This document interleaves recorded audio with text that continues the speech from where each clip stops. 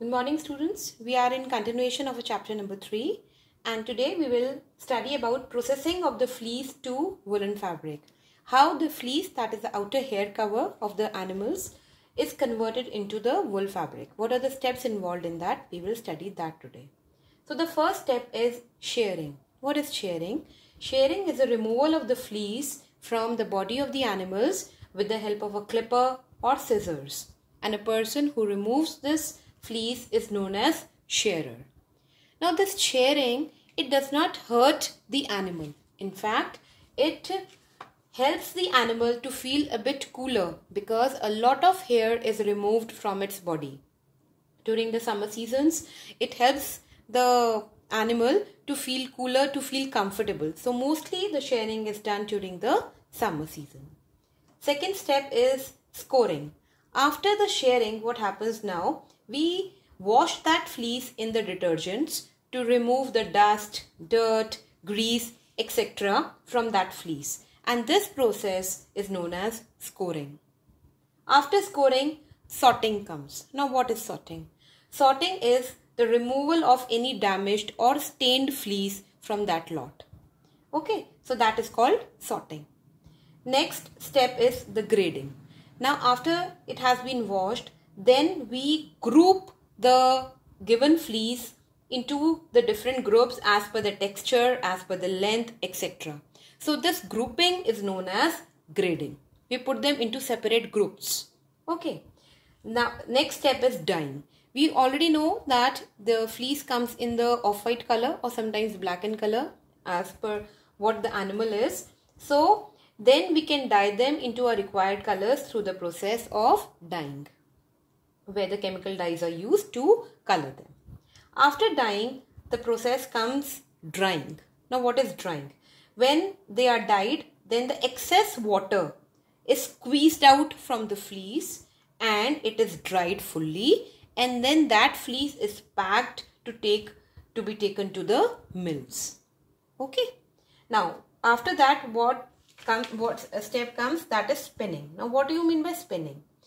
What happens after dyeing? The fleece is oiled, it is straightened on the rollers, it is combed, twisted, and it is spun into the yarns. Yarns means dhaga. It is converted into yarns with the help of the machine, and that process is known as spinning. Okay, and after the spinning is done, those yarns which are available in the market, they are knitted into the fabric, either in the woolen fabric or into the sweater or whatever it is. It can be done manually and it can be done on the machines. Clear? Now we come to the health hazards or the health problems that are faced by the people who are working in the woolen industry. Now what are those problems? First problem is anthrax. What is anthrax? Anthrax is a kind of infection which is caused by the bacterial disease which is found in the sheep or goat. So from them it comes to the human beings. Okay, and it infects the skin, the lungs, the intestine. So this is one of the most common infection which is found in the people who are working in the woolen industry. Second, the chemical dyes which are used for dyeing the fleece, they affect the eyes, skin and lungs, and they cause the breathing problem. Okay. Third, the work area or the factories where they are working, if there is a poor ventilation there, high temperature and humidity, so it affects the general health of the workers. And the last is the hearing problem. Hearing problem because of the machines which are going on there, they make a very, very loud noise, and in the long run it affects the ears or it causes hearing problem to the workers. Now girls, we come to our next fiber, that is silk. Silk is obtained from silkworms, we all know that, and silkworms, they come from the larva or the caterpillar of silk moths.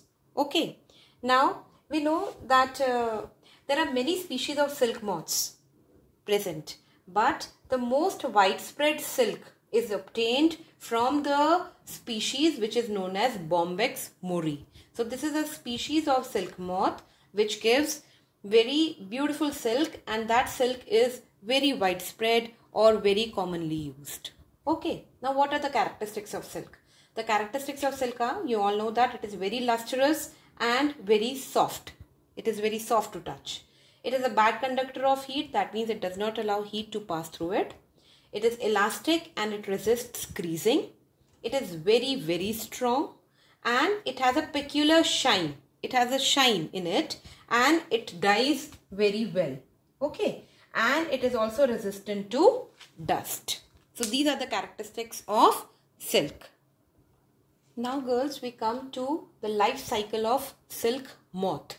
Okay, how this silk moth, how the eggs are laid, how the larva, it is hatched into the larva and caterpillars, how the cocoon is formed, and then finally the silk moth, it comes out. Okay, we will study the life cycle of the silk moth.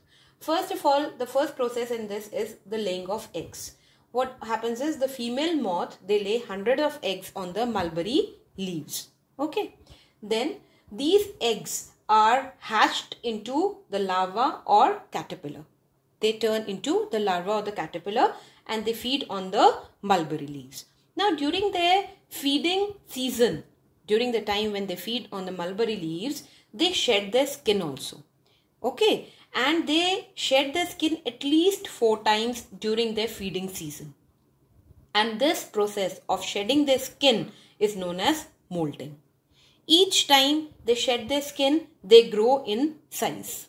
Okay, so they keep on growing, right? After that, what happens? A stage comes when they cease to grow. That means they stop to grow.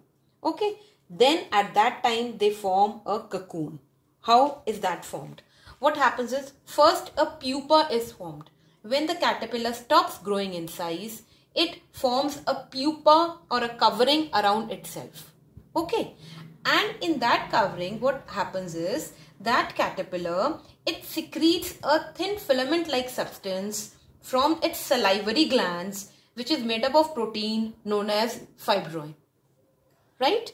It secretes from its salivary glands, it secretes some substance which is a thin filament kind and which contains a protein called fibroin. Now this filament also contains some other protein which is known as sericin. Now what is the function of sericin? Sericin is a kind of adhesive. Adhesive means which makes the two filaments stick together.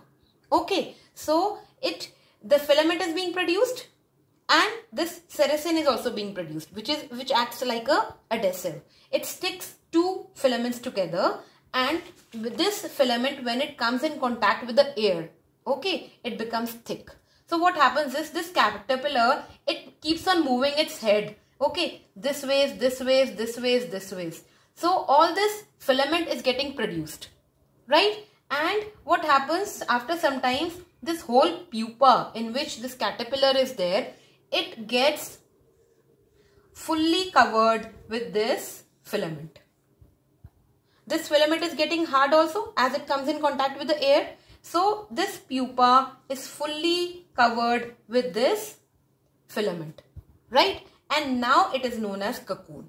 First it is known as pupa only, and then when it's covered with the filament, and that is called cocoon. Clear? And the last step is the emergence of the silk moth. What happens inside the cocoon? The pupa or the caterpillar, it develops now into an adult moth. Okay, the silk moth. So this is how the life cycle of a silk moth takes place. Now in the next session we will study about the sericulture and the various types of silk and what are the health hazards which people have to face in the silk industry.